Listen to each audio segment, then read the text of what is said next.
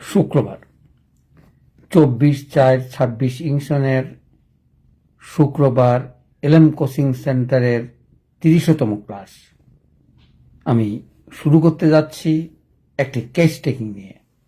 তার আগে একটু ব্যাখ্যা করি কেন আমরা গত ক্লাসে 29তম ক্লাসে আলোচনা করেছিলাম মার্কসল এবং সিভিলিনাম ওষুধ নিয়ে। আজকে মার্কসলের একটি কেস টেকিং আলোচনা করব। আলোচনা করার আগে আমরা চিন্তা করব যে কিভাবে আমরা বুঝে নেব যে কোনটা কোন মায়াজমের রোগী অথবা অ্যাকুইড বা চিররোগের মধ্যে রোগী এসে কিভাবে আমাদেরকে বললেই আমরা বুঝে যাব এটা ক্রনিক ডিজিজ এবং ওটা ক্রনিক ডিজিজ নয়। দেখুন, এটা বুঝতেও অনেক সময় কষ্ট হয়। তো সেই সুবাদে আলোচনাটা উল্লেখ করেই আমি ব্যাখ্যা করার চেষ্টা করব যে রুগী আসলেই, যেমন কোনো রুগী আসলো এবং রুগী কথা বলবে, হয়তো আপনার কাছে এসে যখন কথা বলতে যাবে তখন আপনাকে বুঝতে হবে।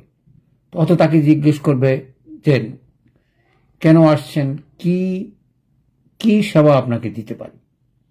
তো রুগী বলবে, যেমন কোনো রুগী যদি এসে বলে যে আমার বিবাহিত জীবন 5 বছর, আমার বাচ্চা হচ্ছে না, আমি বিদেশেও থাকি কিন্তু এখন বাচ্চা পাচ্ছি না, আপনার কাছে তার কোনো সমাধান আছে কিনা।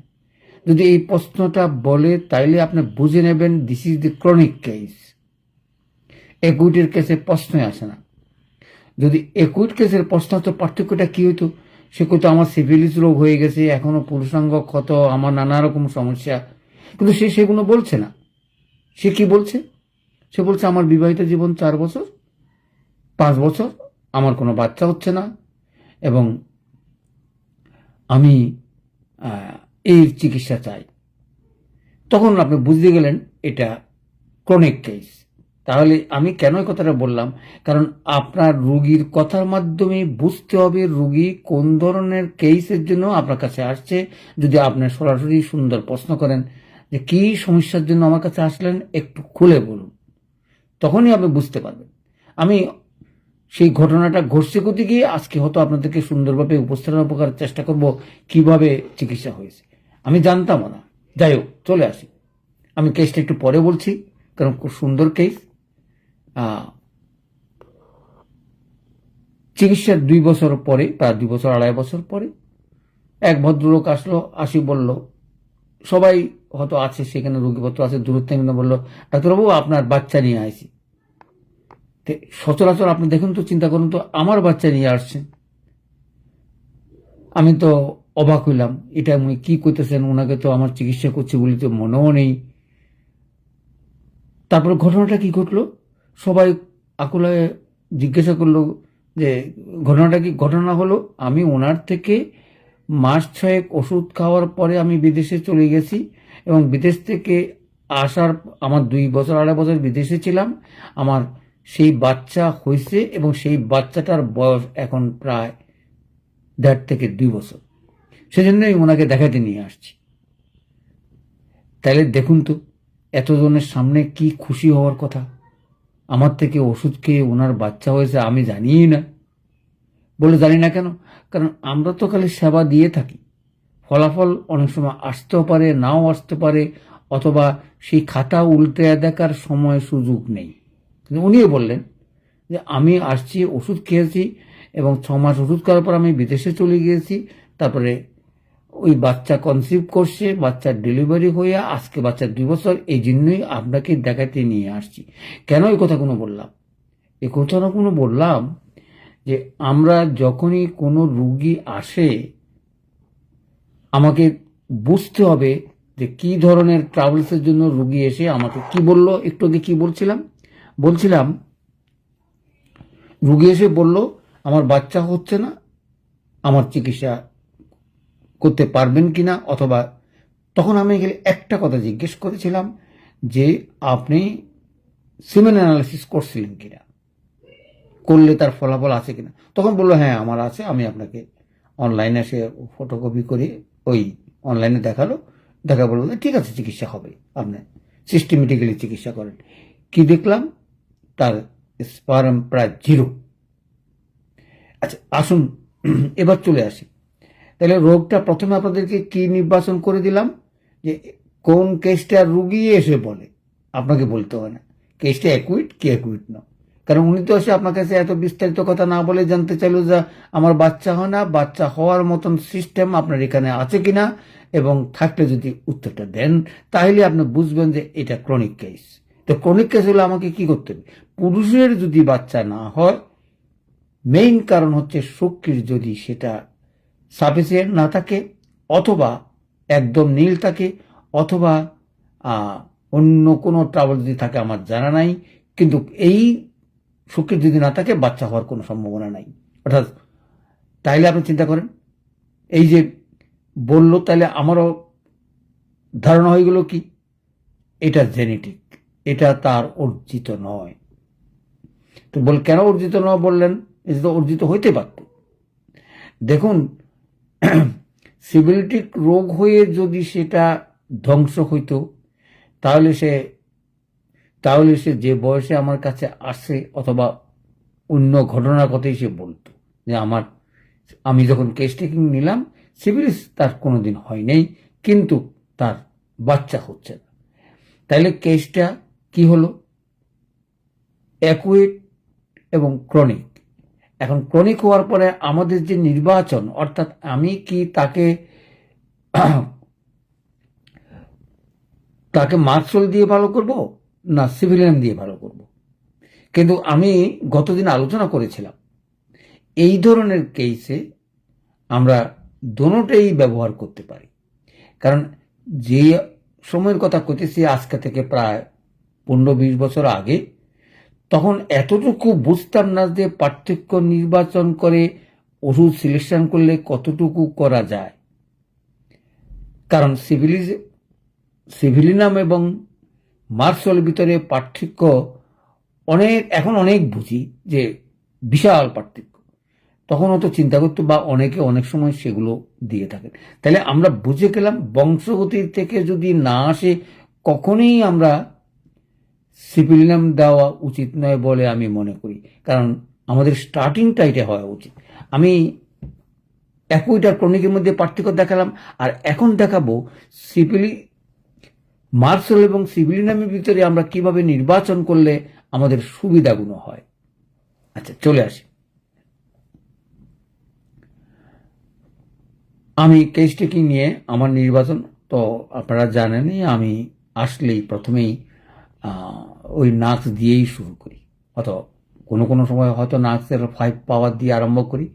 আপনারা 1 থেকেই শুরু করার চেষ্টা করবেন, অভিজ্ঞতাটা আপনাদের হাতে থাকুক। কারণ আপনি কখন কাকে 4 দিবেন, কাকে 5 দিবেন, কাকে 1 দিবেন। অনেক সময় বলে যে স্যার তা অনেকেই বলে হাই পাওয়ার থেকে আরম্ভ করে। আমি বলবো যে না, যারা সদ্য তারা 1 থেকেই শুরু করবেন, যাদের অভিজ্ঞতা আছে। কারণ দেহ জানে না আপনি তাকে 1 দিলেন কি 5 দিলেন, কিন্তু আপনি জানেন 1 দিলেন কি 5 দিলেন।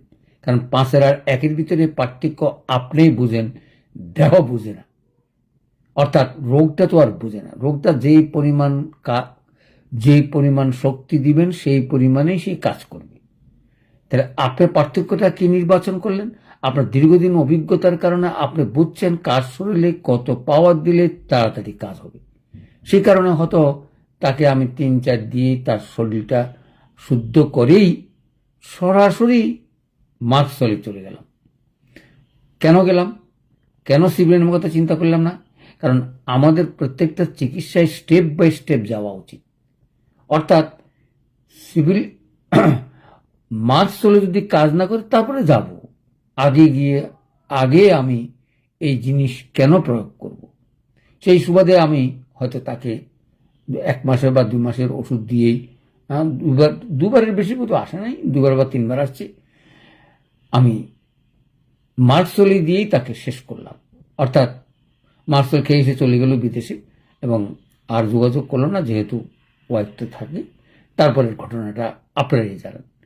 তাহলে চিন্তা করেন, এই ধরনের একটা জটিল রোগী, 4-5 বছর বাচ্চা হয় না, সেই বাচ্চা হওয়ার জন্য আমার কাছে এসে যদি চিকিৎসা সেবা 2-3 মাসে নিয়েই তার উপকার পায়, তাহলে আপনাদের কাছে পাবে না কেন?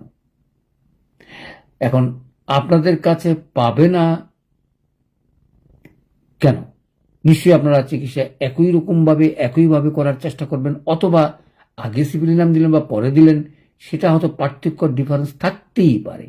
নানা রকমের জটিলতার ভিতরে আপনাকে বুঝতে হবে যে প্রত্যেকটা রোগীকে স্টেপ বাই স্টেপ যাওয়া উচিত যদি সিস্টেমেটিক্যালি চিকিৎসা করেন।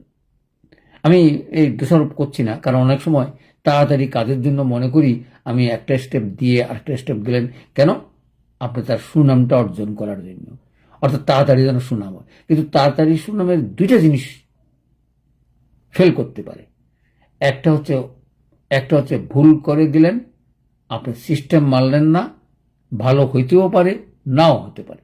আর ভালো যদি হয় আপনি মনে করলেন তাড়াতাড়ি হবে, তবে আমি এই ধরনের ক্ষেত্রে স্টেপ বাই স্টেপ যাওয়া উচিত বলে আমি মনে করি।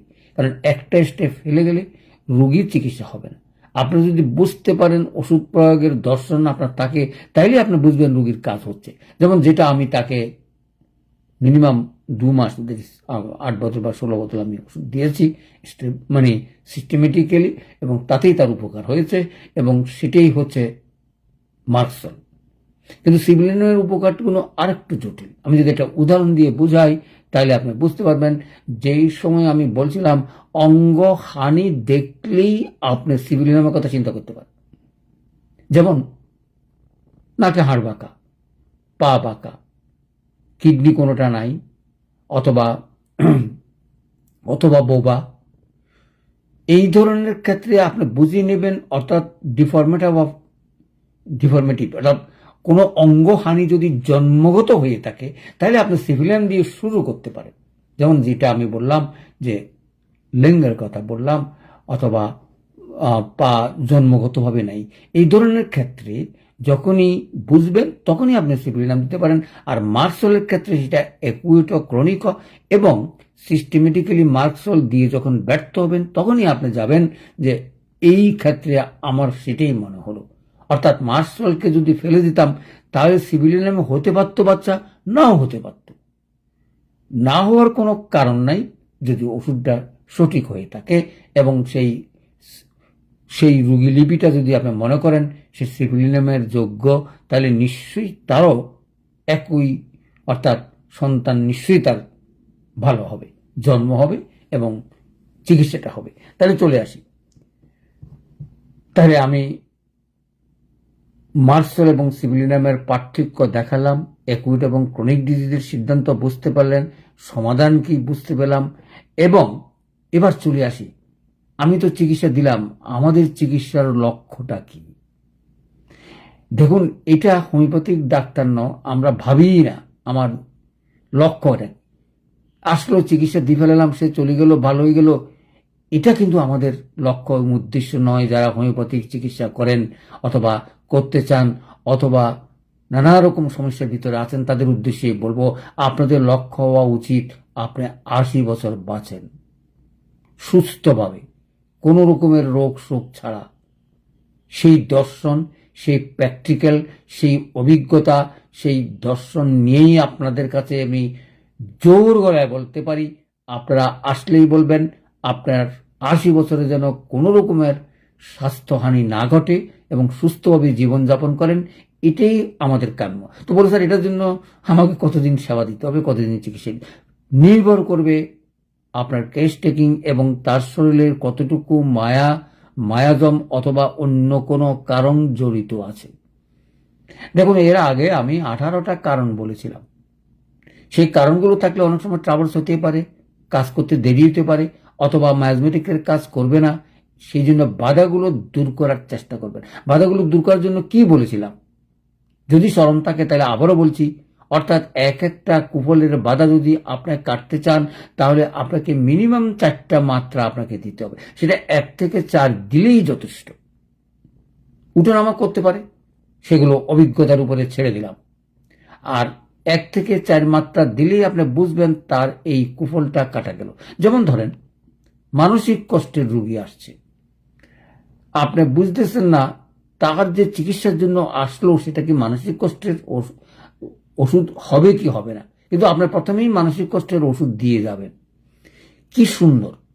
যদি দিয়ে যান, আপনি হয়তো লাইফ স্টিকিং নিয়েছেন, হ্যাঁ রুগী তো সাইকোটিক, রুগী তো সিভিলিনাম, রুগী তো টিউবারকুলোসিস, না, আপনার দর্শন যদি প্রথমেই আসে মানসিক কষ্ট, তাহলে মানসিক কষ্টের রোগীর ওষুধেই দিতে হবে, দিয়ে তারপর শুরু করবেন। আমি কেন বলছি, এই মায়াজমেটিক ট্রিটমেন্টগুলো যদি এভাবে করেন, তাহলে তার আর সামনে, অর্থাৎ কদিন পর পরে অসুখ হবে, কদিন পর পরে অঙ্গহানি হবে, কদিন পর এগুলো হবে না। হ্যাঁ, টুকটাক সিজনেবল অসুখ হতে পারে, 1। 2 নম্বর, ভাইরাস অথবা জীবাণুঘটিত রোগ কোনোটা ঘটতে পারে এবং স্ট্রং ডায়রিয়া হয়ে যেতে পারে। এই ধরনের ঘটনা ঘটলেই আপনারা জানবেন আপনাদের হাতে অতি সহজে চিকিৎসা, সেটা হচ্ছে অ্যাকুইট রোগ, সেটা ভাইরাস হোক আর অ্যান্টিবায়োটিক হোক, কারণ আপনাদের হাতে চিকিৎসাটা সহজ থাকে। তাহলে বুঝতে পাচ্ছেন যে কি ধরনের চিকিৎসা করবেন। এবং তারপরে কি, তারপর হচ্ছে তার জীবনযাপনের সমস্ত কিছু নিয়ে মায়াজমেটিক ট্রিটমেন্ট করবেন। না পারলে সালফার দিয়ে শুরু করবেন, বা সরিনাম, সালফার, যেটাই আপনি ভালো মনে করেন শুরু করুন।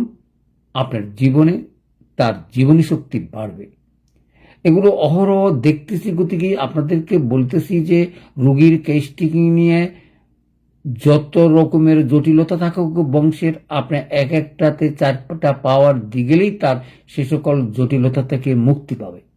যেমন ধরেন, তার বাবার টিবি ছিল, তার কোনো রোগ নেই, সে আসছে ভালো। বয়স কত? বয়স 22-23, কারণ 22-23 বছরের বয়সে এখনো তার সেটা হওয়ার মতন অর্জন সে করে নাই, অথবা রোগও তার শরীরে বাঁধতে পারেনি। কিন্তু যাদের বাদে সেরকমও কেস একটা আলোচনা করেছিলাম, কারণ এই সকল রোগীকে খালি টিউবারকুলিন যদি হয়ে থাকে, তাহলে 1, 2, 3, 4 দিয়ে আপনি কাজে যাবেন। অর্থাৎ যেইটা আপনি মনে করছেন সে মায়াজমের চিকিৎসাতে চলে যান। মায়াজমের চিকিৎসা কাজ না হলেই বুঝবেন টিউবারকুলিন মায়াজম তাকে আটকিয়ে রেখেছে, অথবা সিভিলিটিক মায়াজম বা সাইকোসিস মায়াজম বা শরীর মায়াজম, যে কোনো একটা মায়াজম তাকে আটকা আছে। সেই মায়াজমের উপরে আপনি যদি ট্রিটমেন্ট না করেন, তার চিকিৎসা হবে না। তাইলে বুঝতে পারছেন, এই ধরনের মায়াজমেটিক চিকিৎসা করতে গেলেই মিনিমাম 1 থেকে 2 বছরের সময় যেয়ে নেবেন। বলে স্যার এত সময় তো আমাদের কাছে থাকবে না। থাকবে, থাকবে, থাকার মতন যোগ্যতা একটু অর্জন করি, চ্যালেঞ্জিংয়ে যাবেন। আপনার মুখে যদি মিনিমিনি ভাব থাকে, হ্যাঁ খাইয়ে দেখেন, হইতে পারে অনেকের ভালো হয়েছে, আপনিও খান, ন, আপনার চ্যালেঞ্জিংয়ে যাবেন। প্রতিটা রুগীকেই একেবারে আমাদের ওই এসএসসি বা এইচএসসি পরীক্ষা দেওয়ার জন্য 80 বা 95 মার্কস বা 100-এ 100 পাওয়ার জন্য আপনার তৈরি থাকবেন।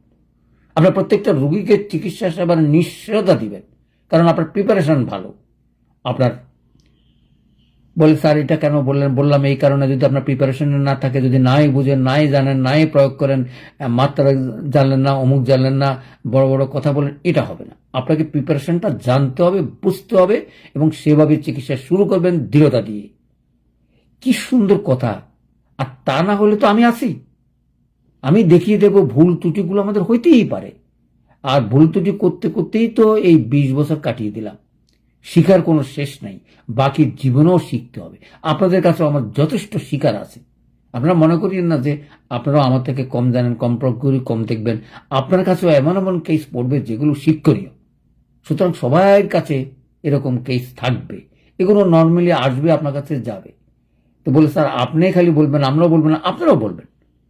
আপনাদের অভিজ্ঞতাগুলো যখন সঞ্চয় হয় বা লেখাপড়ার মাধ্যমে থাকবে, সেগুলো আগামী দিনে আমাদের পথে যারা আসবে পথপ্রদর্শক হবে, যে কত সহজে, কত তাড়াতাড়ি আপনি এক একটা রুগীকে চিকিৎসা করেছেন। দেখুন, সিস্টেমের বাইরে আপনি বড় বড় কথা বলতে পারবেন, কিন্তু আদৌ ফলাফল ভালো হয় না। ভালো হয় না গতিকেই আমাদের হোমিওপ্যাথিকটা আগাইতে পারছে না।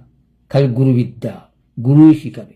আরে গুরু তো কিছু শিখাই না, এটা আপনারা মনে কিছু নিয়েন না। আমি গত 20 বছরে কোনো হোমিওপ্যাথিক ডাক্তারের কাছে গিয়ে কোনো রোগের নাম বললে ওষুধ বলছে এরকম ঘটনা নাই। হ্যাঁ, যে আপনারা তো ম্যাটেরিয়ামেটিকাতে দুই একটা কেস পাবেন, সেগুলো তত বিস্তৃতভাবে বলা হয়েছে এবং কতটুকু সত্য মিথ্যা সেগুলো যাচাই করে বুঝাও অনেক সময় কঠিন হয়ে পড়ে। কিন্তু কেউ বুঝিয়ে দিবে না কেন এই ওষুধ দিল, কেন দিল না। এটা আমাদের দুর্বলতা, আমাদের হোমিওপ্যাথিকের একটা জাদুকরি খেলা বলে মনে করে গতি কি তারা এসব কিছু বলতে চায় না। আমাদের লক্ষ্য একটাই, কি আপনার জীবন যত বছরই হোক, 80 বছরের আগে কেন রোগ শোক না হয়ে আমাদের যেটা আছে সেই দর্শন মতন চিকিৎসা করে পিসফুল ডেথের কামনা করি। সেই সৌভাগ্য আমার হয়েছে। পিসফুল ডেথ কাকে বলে? অর্থাৎ শান্তিতে মৃত্যু। বলে স্যার এত কষ্ট করি মরবে, এটাও আবার আপনার শান্তিতে বলতে? হ্যাঁ, আমিও মরবো, আপনিও মরবেন, মরার থেকে কেউ নিস্তার পাবে না। কে কতটুকু শান্তিতে মরতে পারে এবং কতটুকু শান্তি দিয়েই আপনি চিকিৎসা করতে পারেন সেটাই বড় বড় কথা। একটা হোমিওপ্যাথিকের যদি এই আদর্শ এই না থাকে তাহলে হোমিওপ্যাথিকে কেউ আসবে না। দুইটা জিনিস দেখুন, আমি দুইটা পার্থক্য কথা আপনাদের বলছি। একটা কথা হচ্ছে কত তাড়াতাড়ি হোমিওপ্যাথিকে চিকিৎসা দিতে পারে। সেটা যদি এলোপ্যাথিকের থেকে কুইক না হয় আপনার কাছে রোগী আসবে না। আপনি নিশ্চিত থাকেন যে কোনো রোগের চিকিৎসা আপনি এলোপ্যাথিক দিকে তাড়াতাড়ি দিতে পারবেন। কারণ এলোপ্যাথিক তো অর্ধেক চিকিৎসা নাই বললেই চলে।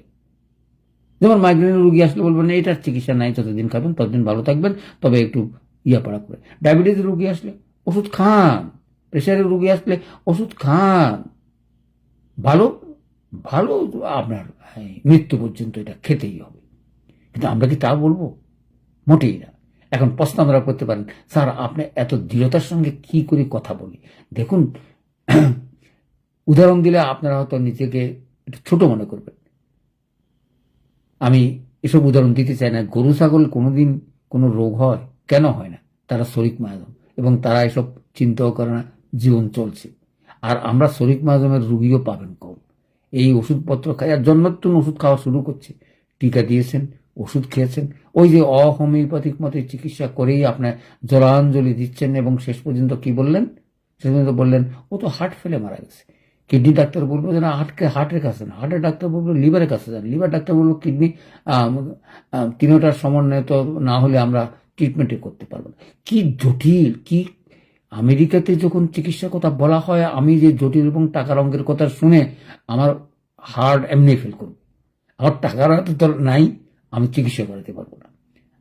এখানে সিস্টেমে যারা আছে তারা হয়তো চিকিৎসা করাতে পারবে, আমার মতন লোকের কোনো চিকিৎসার ব্যবস্থা এখানে নেওয়ার মতন রোজগার 10 জন করলেও করতে পারবে। তো সুতরাং বিশাল জিনিস তারা এখন এগুলো ক্যাপচার করে ব্যবসা করার জন্যই বসে আছে। আমি এরকম বলতে চাই না, সেবাও দিচ্ছি, তবে সেটা টাকার বিনিময়ে, ব্যবসার বিনিময়ে। সেই ব্যবসার সিস্টেমটা এমন মনে হয় যেন, যেমন ধরেন আমি হয়তো এখানে টাকা পয়সা নাই, সরকারি চাকরি করেছি, এখন দেখাইলাম আমার টাকা পয়সা নাই, আমার সেবাটা দিবে। কারণ সেজন্য অত লক্ষ লক্ষ লোকে ট্যাক্স দিচ্ছে, ইনকাম কি জানি কয় ইন্স্যুরেন্স করার আছে। আপনার ইন্স্যুরেন্স করা না থাকলে আপনার কখনো আপনাকে কেউ টাকাও দিবে না, চিকিৎসা করতে পারবেন না, এবং সেই চিকিৎসার ব্যয়ভার বহন করার মতন কম লোকের যোগ্যতা আছে। কোটি কোটি টাকার দরকার এক একটা চিকিৎসা করতে। যাই হোক, আমি চলে আসি। আমাদের লক্ষ্যটা কি? আমাদের লক্ষ্য হচ্ছে যখনই আমরা কোনো ক্রনিক ডিজিজ বা কোনো রোগী ধরবো, আমরা বাকি জীবনে তার জন্য কোনো রোগ শোক না হয় সেজন্য আপনি দিবেন এবং বলবেন, বংশগতির ইতিহাস জানবেন এবং সেগুলি থেকে তাকে রিমুভ করার চেষ্টা করবেন, এবং তার যেন কোনো রোগ শোক না হয় সেটা দিয়েই শুরু করুন।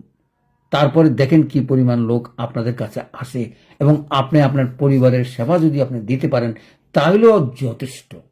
কারণ আপনার পরিবারের সেবা তো আর আপনি এই এলোপ্যাথিক খরচ আর করা লাগবে না। সুতরাং আজকের আলোচনা অর্থাৎ একটি কেস টেকিং দিয়ে বুঝিয়ে দিলাম যে আমাদের আদর্শ এবং লক্ষ্য কি, চিকিৎসা কিভাবে করবেন এবং সেবা দেওয়ার জন্য নিশ্চয়তা কিভাবে দিবেন। কারণ যে কোনো জটিল রোগের চিকিৎসা আপনাকে শেষ করতে গেলেই মিনিমাম 1.5 বছর। সেই সময়গুলো নির্ভর করার বিস্তৃত আলোচনা আরো ক্লাসে আলোচনা করার চেষ্টা করব। 6 মাসেও কোনো রোগী ভালো হবে, 2 বছরও ভালো হবে। কাদের ভালো হবে না, কাদের ভালো হবে, এটাও আপনারা বুঝতে পারবেন। যাদের কম বয়সে হয় ডায়াবেটিস, 40-এর নিচে অথবা 50-এর নিচে, তাদের তাড়াতাড়ি ভালো হবে, কারণ তাদের এখনো কোনো অঙ্গ ধ্বংস হয়নি। ধ্বংস হইলে বুঝবেন এটা সমস্যা ব্যাপার, কারণ লিভার ফেল করেই ডায়াবেটিসটা হয়। আর নর্মালি হয় হয়তো কোনো না কোনো কারণে ডায়াবেটিস উপরে প্রেশার পড়ছে অথবা অন্য কিছু করছে, হয়তো ফাংশনাল ডিসঅর্ডার শুরু হয়েছে, ডায়াবেটিসের দিকে রূপান্তর যাবে বা ডায়াবেটিসও কঠিন হবে না, তখন আপনাদের কাছে ডায়াবেটিস চিকিৎসা খুব সহজ। আপনি যদি বুঝতে পারেন লিভারের ট্রাবলস থেকে হয়েছে, তাহলে লিভারের উপরে ওষুধ দিলেই তাড়াতাড়ি 3-4 মাসেই আপনার ডায়াবেটিস ডেভেলপ করবে, যাদের তারা বলে থাকে যে কম বয়সে ডায়াবেটিস হয়। আবার মুশকিলও আছে, আপনারা যদি ভালো করেন কি বলবো জানেন, এই ডায়াবেটিস এমনি ভালো হয়ে গেছে, আপনাকে বলবে। কিন্তু আপনি যদি 50-60 বছরের কোনো রোগীকে যদি চিকিৎসা করে বলেন যে তার বাকি জীবনে ডায়াবেটিস হবে না, তাইলে কবি ও আচ্ছা এটা হইলেও হইতে পারে। এই ধরনের কথাবার্তা আমাদেরকে শুনতে হয় এবং শোনাটা স্বাভাবিক, তাদের কোনো দোষ নাই, কারণ আমাদের কোনো রিসার্চ নাই, আমাদের কোনো ফলাফল নাই। আপনার একটা ডায়াবেটিস রোগী ভালো করছে, আমি জীবনেও ডায়াবেটিস রোগী ভালো করতে পারিনি।